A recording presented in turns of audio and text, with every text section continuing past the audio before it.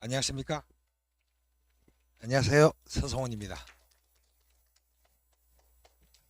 시험 끝나고 괜찮으십니까? 제가 이제 여기 보시면 알겠지만 27년이잖아요. 어머니도 이제 고등학교에서 한 번 보셨죠, 시험? 전 지금 27년째 이러고 있습니다. 시험이 끝나면 항상 되나요, 이게?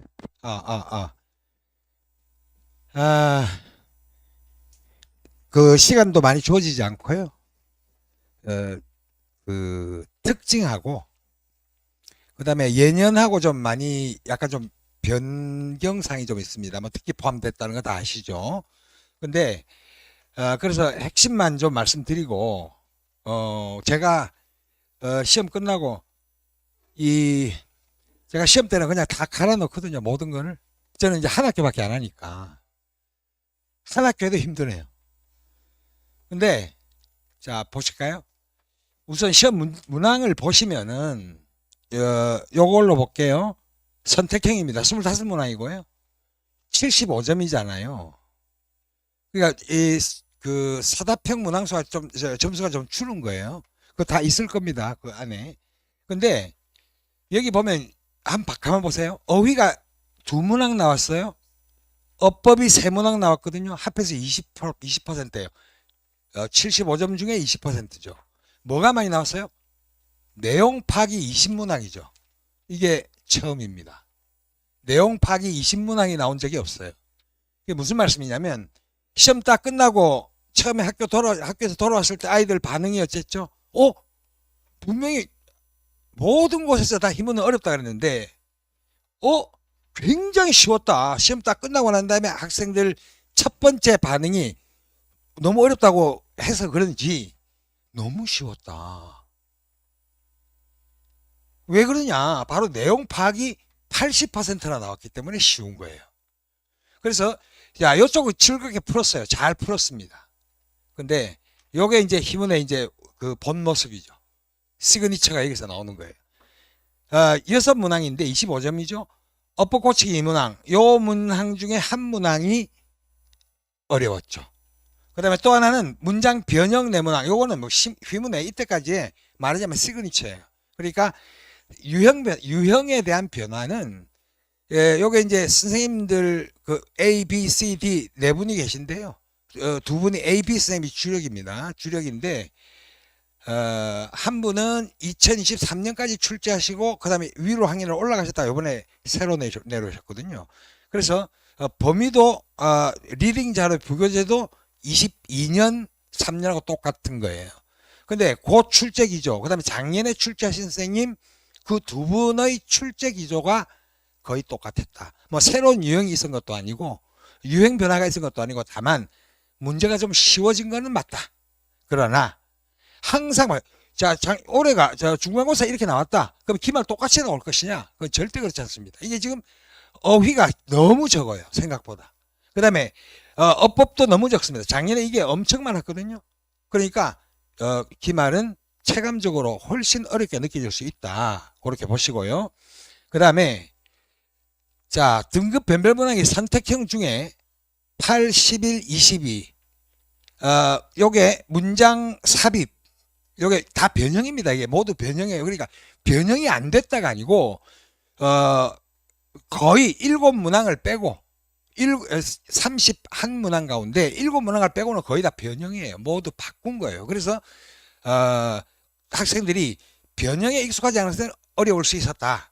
그 선택형 8번, 그 다음에 11번, 22번이 제일 어려웠죠. 근데 이거는 제가 우리 아들이 이거 거기 안 들고 다른 데 들렸는데 그러니까 요런 거 말고 또 쉬운 것을 또 실수한 학생들이 있을 수 있고 그런 거예요. 그래서 사탑형은 1번하고 6번 두 문항 그렇게 되겠고요. 예상 등급 컷이 굉장히 궁금하실 텐데 91점 내외가 되지 않을까? 물론 조금 떨어질 수도 있습니다. 조금 오를 수도 있어요. 근데 그건 이제 학교 채점을 어떻게 하냐에 따라 달라지는 거고요. 그 다음에 2등급 컷은 70점인데 요게 이제 좀 주목해 봐야 되는데 작년에 60점, 62점이에요. 2등급이 60점 초반대입니다. 1등급이 80점 후반대. 참 점수가 엄청나죠. 근데 2등급 컷이 한 10점 정도 오를 것 같다. 왜냐? 아까 말씀드린 내용 파악 문제가 많았기 때문에, 쉬운 문제가 많았기 때문에 2등급 컷이 좀 올라가지 않을까 추정입니다. 그 다음에 자, 요거 중요한데요. 그래서 지금 점수대가 어디에, 반에서 지금 90점 넘는 학생은 2명의 적은 반은 한두 명, 많은 반은 한 4명까지 나온다. 그렇게 이야기를 들었고요. 그 다음에 문제는 85점 이상부터 89점 사이에 애들이 많이 몰려 있습니다.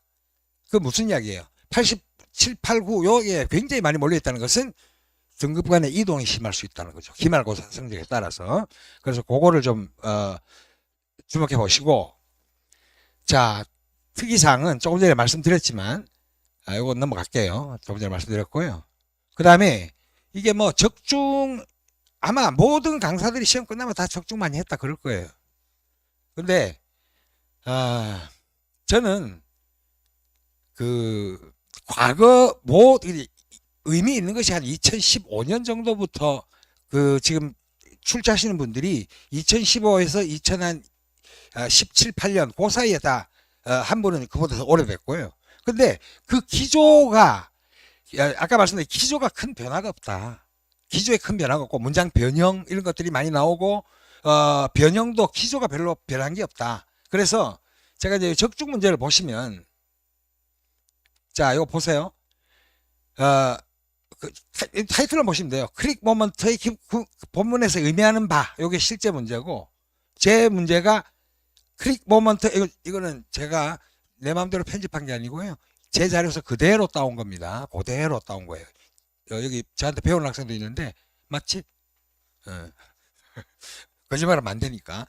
똑같잖아요. 이게 지금 보시면요. 뭐 이건 쉬운 문제고, 그 다음에 요거 학교 문제, 제 문제. 그 다음에 요것도, 이건 좀 쉬운 문제들입니다. 그 다음에 요것도 순서 요렇게 물었거든요. 똑같은 거예요. 그 다음에 자, 제목 다 있으니까 보시면 되고요. 요것도 똑같죠. artificially, 그죠? 요거는 사실 무변형이거든. 변형이 없는 거거든요. 그래서 이제 이런 말씀들을 하세요. 무조건 암기가 무조건 필요 없다. 그러시면 안 됩니다. 그게 무슨 말씀이냐면, 요번에 무변형이 없는 문제도 꽤 늘어났기 때문에, 첫째로 일단 원시 지문의 원래 구조를 이해하셔야 됩니다. 원래 구조를 이해하고 거기서 어떻게 변화가 되냐는 것이 중요하거든요. 그래서 무조건 암기가 필요 없다가 아니라 중요한 부분은 이해가 돼야 된다. 그래서 중요한 부분에서 학교에서 내 문제를 딱딱 내줘요. 이거 똑같죠? 다음. 자, 이것도 그렇고요. 이것도 똑같고요. 이게 이제 아까 22번. 요 문제가 이제 학생들이 굉장히 시험 끝나고 난 때 저한테 연락이 많이 왔던 문제입니다. 여기 보면 학교에서 precede를 줬거든요. 원문이 뭐냐면 followed by예요. 근데 이거를 precede하고 이거는 경우에 따라 어렵습니다. 근데 followed by하고 preceding하고 같다는 걸 내가 직보해 줬거든요. 근데 거기에 그대로 precede로 나왔죠. 내용 일치 문제면. 이거 어휘 모르면 이건 틀리는 거예요. 그 다음에 자, 뭐 똑같죠. 규제했다. 규제를 시도했다. 다 틀린 거예요. 그리고 그 다음에 업성 틀린 거. 이거 뭐 그대로잖아요. have been a reason을 줬는데 제가 이거 둘 중에 어느 게 맞냐? 똑같죠, 답이.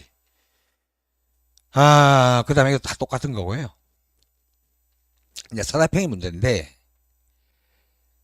1번 요거 아마 학생들이 끝나고 난 다음에 제일 많이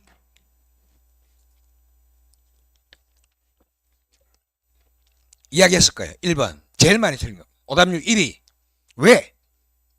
이게요. 학교에서 원시 지문이 이 백댄이 없었거든요. 원 자료에는 백댄이 없어요. 앞에 아무것도 없죠. has given이에요. 수가 잘못됐네. 현재 완료죠. 그러면 복수기 때문에 have given이네. 요렇게 쓴 거예요.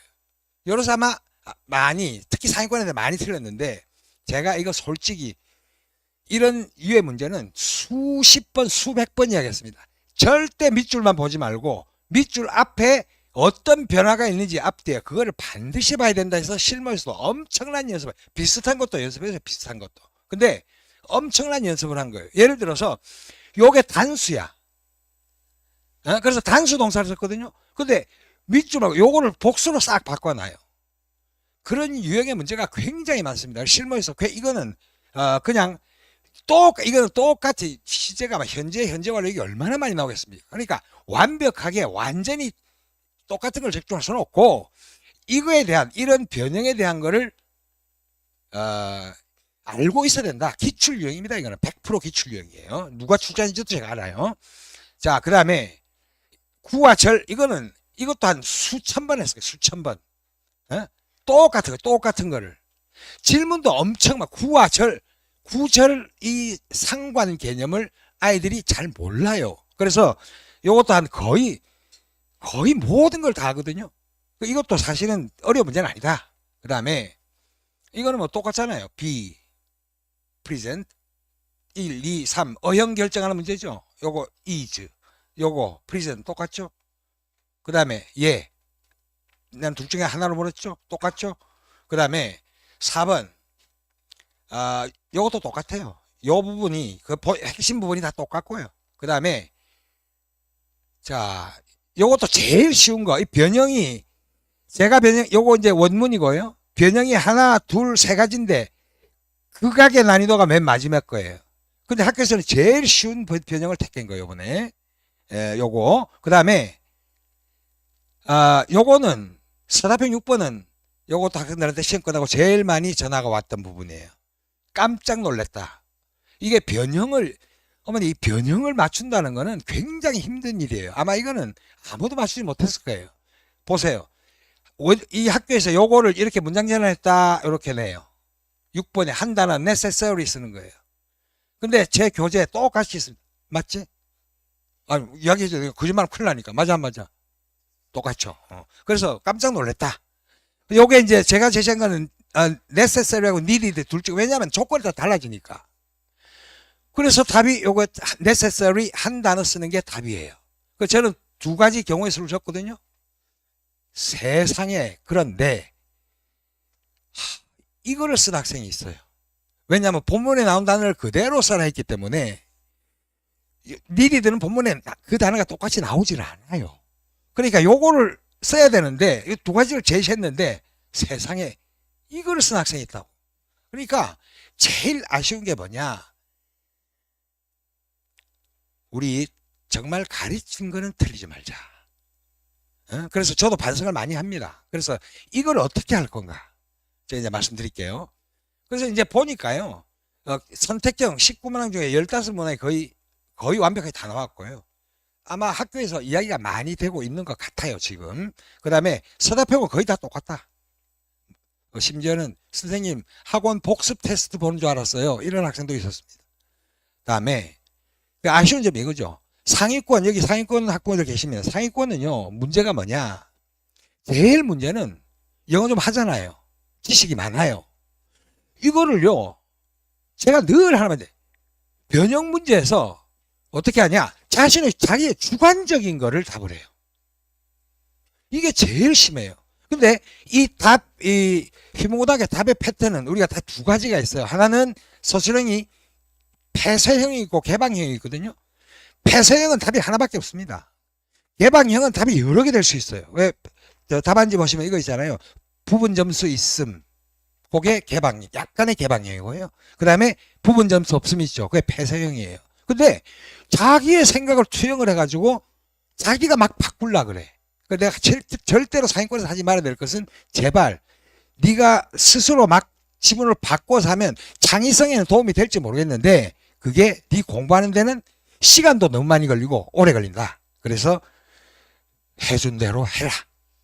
그 다음에 중하위권은 이제 변형 문제죠. 문제는 그 앞에가 쉬웠다, 쉽게 느껴졌죠. 근데 이 서술형에 가서 완전히 멘붕이 오는 거예요.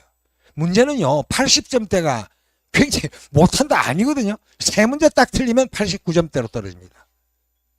89점대로 떨어져요. 그러니까 세 문제 틀리면 80점 떨어집니다. 31문제 가운데. 그러니까 이건 쉽지는 않다. 기말대책 말씀드릴게요. 자,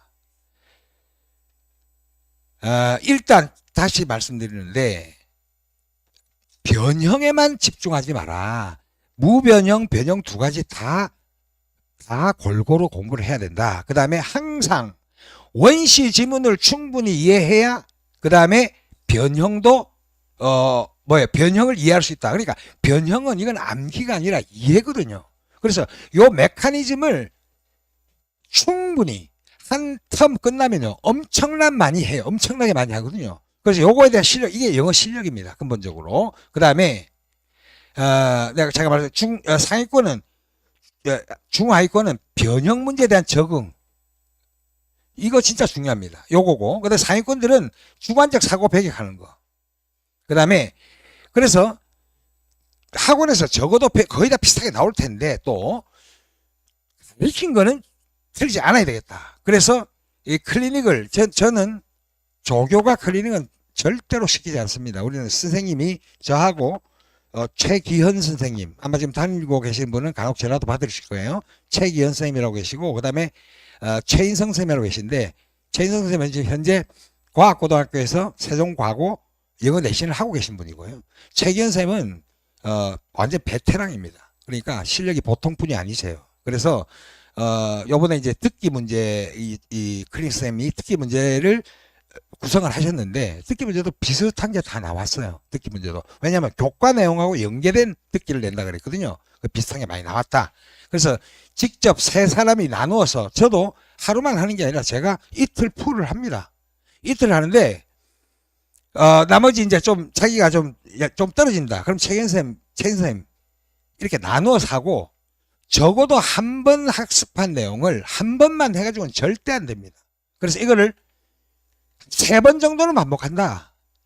일단 학교 수업 열심히 들어라. 학교 수업 열심히 듣고, 그 다음에 학원 수업은 적어도 3번. 제가 본문 설명을 하죠.